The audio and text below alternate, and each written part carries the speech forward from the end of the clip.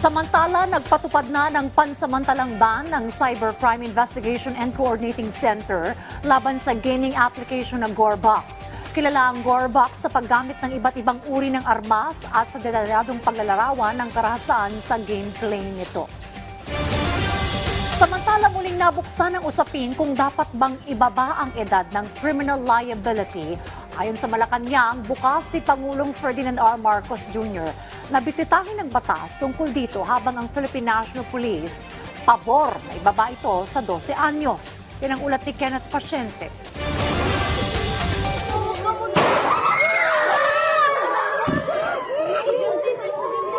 Kasunod ng pamamaril ng dalawang menor de edad na estudyante sa San Jose National High School sa Tacloban City kahapon na nagresulta sa pagkasawi ng 3 katao, nabuhay ang usapin sa kung dapat bang babaan ang edad para sa criminal liability. Bukas sa panukalang yan si Pangulong Ferdinand R. Marcos Jr.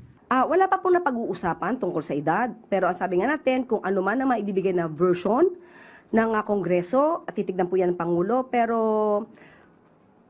sa ating pagkakaalam, yes, open ang Pangulo kung mabababa man ang edad po. Pero kung ang Philippine National Police ang tatanungin, dapat itong itakda na sa 12 taong gulang. Lalo't pababa na raw kasi ng pababa ang edad ng mga kabataang gumagawa ng krimen. We studied yung data, yung statistics po natin, medyo tumataas po yung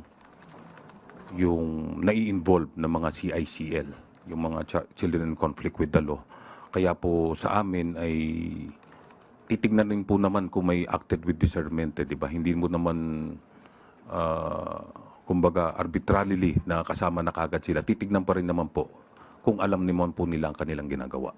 Makatwiran yan ayon sa Malacanang, lalo't tila nagagamit kasi ang batas ng ilang mga menor de edad na lisensya para gumawa ng krimen dahil batid nilang hindi sila mapapanagot sa batas.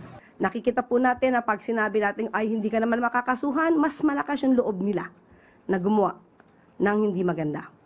So ito naman po ay hindi lang sa gobyerno dapat manggaling, kundi pati sa mga magulang, sa mga guardian, sa mga guro, kung paano natin din ihuhubog ang ating mga kabataan. Lalong-lalo na ngayon na talagang medyo mararahas yung napapanood natin sa social media.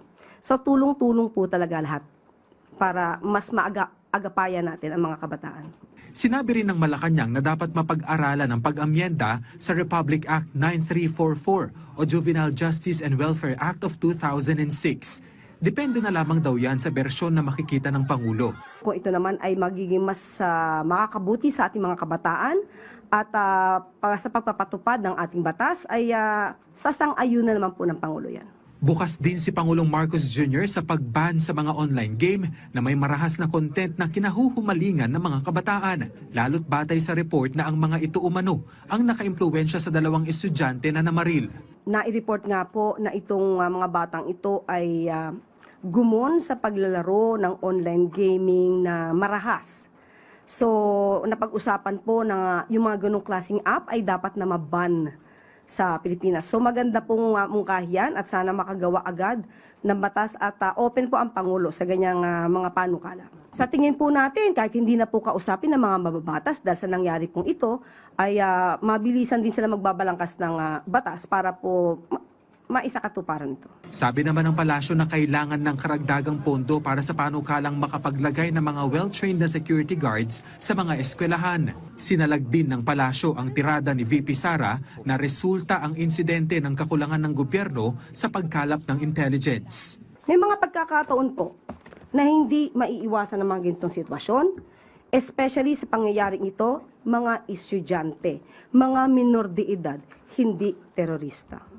At sa susunod sana, bago magbigay ng pamimintas at paninira ang Vice Presidente, itanong niyo sa kanya ano ang kanyang suhestyon. Kenneth Pasyente para sa Bayan.